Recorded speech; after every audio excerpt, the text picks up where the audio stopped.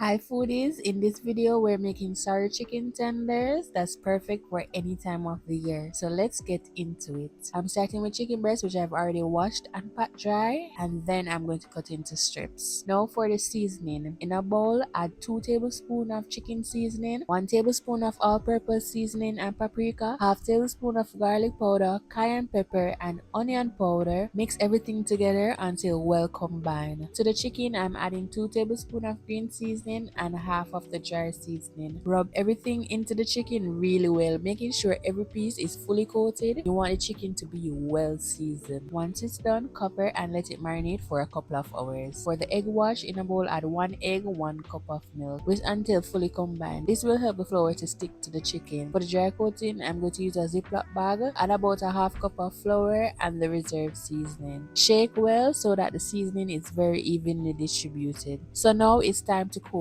Take a piece of the chicken, dip it into the egg wash, let the excess drip off so the coating doesn't get thick or clumpy. Shake the flour onto the chicken and then press it in to make sure it's fully coated. Dust off any excess flour and repeat until all the chicken is coated. Heat oil in a pan over medium heat and carefully add the chicken to the hot oil. Fry until golden brown and crispy. Turn in as it needed so it cooks evenly on all sides. Look at that.